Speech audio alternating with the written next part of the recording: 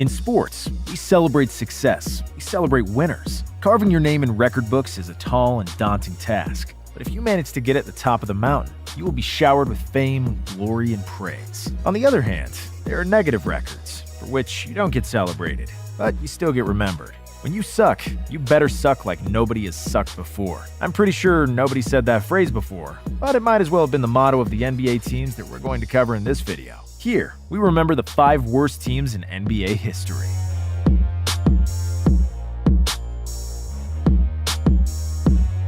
The 1997-1998 Denver Nuggets, 11-71.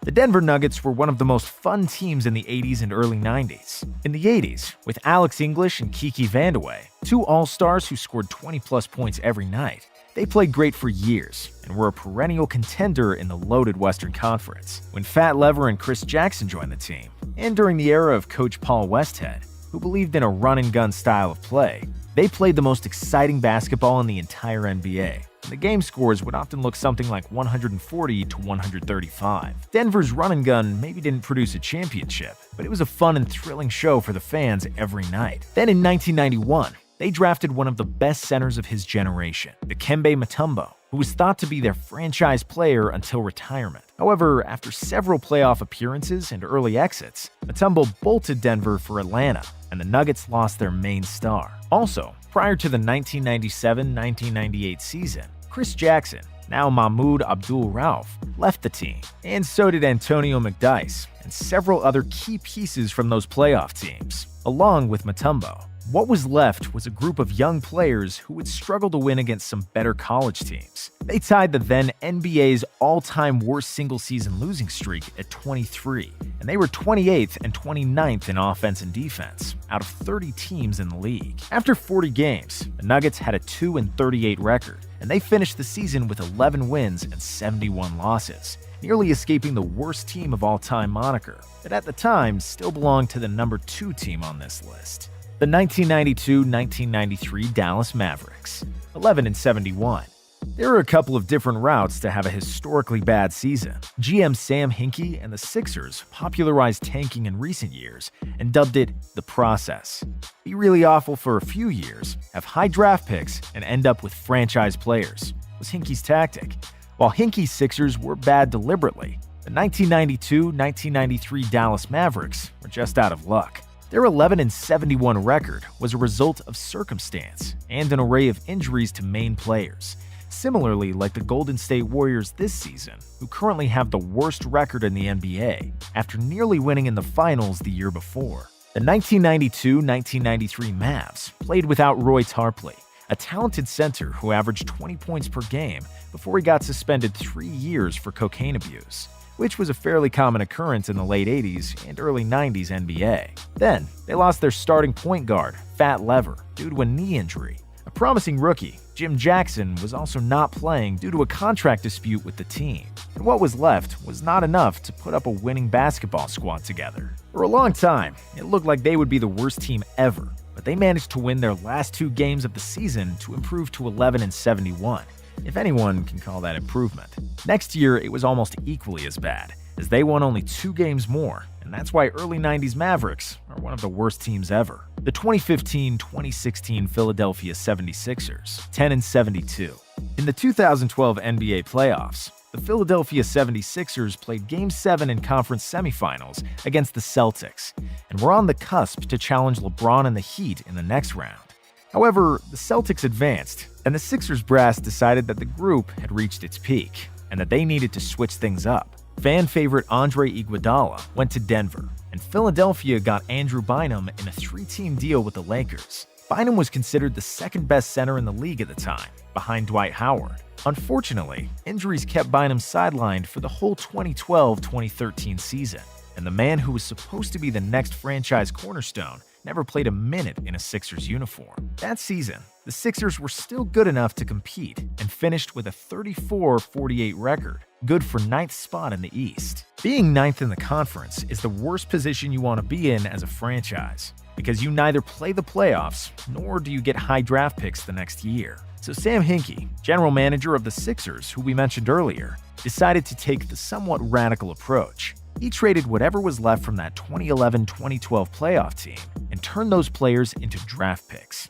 A lot of draft picks. Hinkie was deliberately making the team worse in order to get top draft choices. He wasn't doing anything revolutionary, and the word tanking has been around way before Sam Hinkie. But the way he was doing it was something we haven't seen before. Hinkie's tanking was so blatantly obvious, and he wasn't even hiding the fact that their goal for the season was to be as bad as possible, to get the reward in the form of a high draft pick. Then some hiccups happened along the way, and life threw a curveball at Sam Hinkie. His franchise player Joel Embiid, third pick in the 2014 draft, was injured for 2 seasons straight, and in his absence, the Sixers were absolutely abysmal. While Hinkie didn't necessarily intend to tank for so long, he didn't want to patch the team up for some quick fixes until Embiid recovered. Hinkie didn't want to be mediocre by any means. He was either going to be great or catastrophic. He realized that being ninth in the East wasn't serving the team's goals, and he decided to take in more draft picks and tank some more. After winning 18 and 19 games in prior seasons, Hinkie's tanking took on a life of its own in 2015-2016, and the often-mentioned word process became the slogan of the whole team. Trust the process was the buzz phrase around the team, and the fans embraced it as well, often showing up with "Trust the process" and "In Hinkie we trust" signs at the games. People wanted their team to be good, even though the final year of the tanking was especially painful. After 2 years of being bad, fans wanted to see some results, and in turn, they got some more tanking. That 2015-2016 team combined some draft misses, Okafor and Noel, along with unproven rotation players. They were young, and they were bad, and they didn't even want to be good. The 76ers started the season 0-18, which was an NBA record of 28 losses in a row when they combined with the 10 straight losses from the end of the previous season. They had 3 more losing streaks that year, where they lost 12 or more games in a row. So the 10-72 record is not surprising. The team ranked last offensively and was 26th out of 30 defensively. Nobody wanted to see them play. But in all fairness, Hinkie's plan worked. They finally got the #1 pick, which turned out to be Ben Simmons. The process was flawed. It was arduous and not overly pleasant if you're a Sixer fan, or if you just happened to watch a Sixers game during that stretch, but the process paid off. Kind of. Due to injuries to Ben Simmons, Markelle Fultz, another first pick, and Embiid, the process lasted much longer than it was supposed to. Philly hasn't won a title yet, but they have 2 All-Star players, and that title could come soon enough. And if they do win it all, Sam Hinkie should get a ring for his contributions. Joel Embiid's nickname is the process, after all. The 1972-1973 Philadelphia 76ers, 9-73. The 76ers have another team in the top 5, and it was the 1972-1973 Sixers team that held the worst NBA team title for a long time. If you know something about sports in Philadelphia, you probably know that Philly is a proud sports town with integrity. If you're a pro athlete there, you must know that the crowd will be on your side and cheer for you like crazy. And they will also boo you when they feel you deserve some heckling coming your way. If you're the 2017 Philadelphia Eagles, you will forever have admiration in the city for winning in the Super Bowl against Brady, with the endearing image of a drunk Kevin Hart stuck in fans' minds for eternity. The same goes for Dr. J, Moses Malone, and the 1983 Faux 76ers, who were the last ones to win a Larry O'Brien trophy to the city of brotherly love. However, some 10 years before the legendary 83 team, there was the 73 team. Also legendary, but in the wrong way. The 1972-73 76ers had an overall record of 9 wins and 73 losses, which makes them the second worst team of all time. To start things off, they hired a coach from an ad in Philadelphia's daily newspapers. We imagine that the ad went, "Not a joke. Would you like to be a coach of an NBA team?" Roy Rubin, a small college coach at the time, answered the ad and got the job and the $300,000 salary that came with it. Not bad for a newspaper ad gig. The coach had very little influence over players, and it was a tragedy from the start. Philly lost its first 15 games and 38 of its first 41. The players gave up on the team very early on, and all the Sixers started playing for themselves, without any team basketball in mind. "I wouldn't wish a full season like that on my worst enemy," said Mel Counts, member of the 72-73 76ers. The whole season is thoroughly described in a book by popular author and former coach Charlie Rosen. So if you want to learn more about this team and how it got to the point of abysmal, read his book, Perfectly Awful, The Philadelphia 76ers' Horrendous and Hilarious 1972-1973 season. This team held the negative record for almost 40 years when the team from the top of our list managed to lower the bar even more. The 2011-2012 Charlotte Bobcats, 7-59. Michael Jordan is considered by many as the GOAT, the greatest player of all time. However, when it comes to owning a team, Michael is far from the top. Actually, his Bobcats, now the Hornets, achieved positive records only 2 times since he took over the team in 2010, with 2 early playoff exits. The best versions of the Bobcats/Hornets have been mediocre.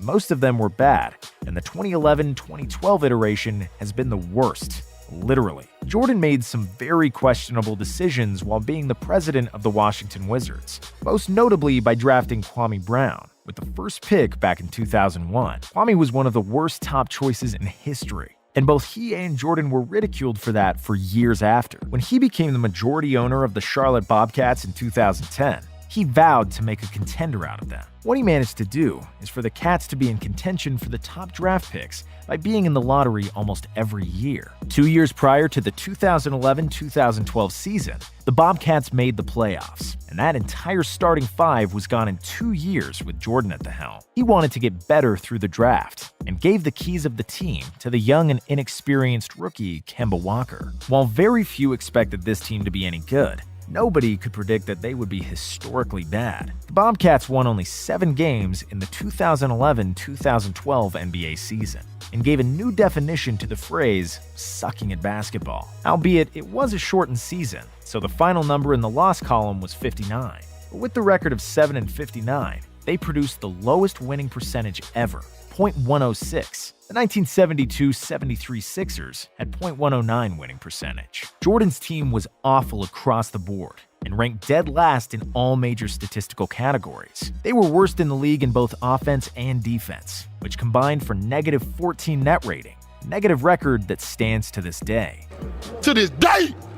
In next year's draft, Jordan and the company had the vision to draft Anthony Davis with the number 1 pick. But they didn't have the luck in the lottery and picked Michael Kidd-Gilchrist at number 2, a man who still hasn't learned how to shoot the basketball properly. And they could have selected the likes of Bradley Beal, Damian Lillard, or Andre Drummond. It just shows that being good at basketball doesn't make you a great executive. We hope Jordan has learned to trust people around him more, and that now the Hornets will be competitive again. Because Jordan still is one of the most competitive people on the planet, we know that he's dying inside when his team ends up in the lottery year after year. For Mike's health, we hope the Hornets improve.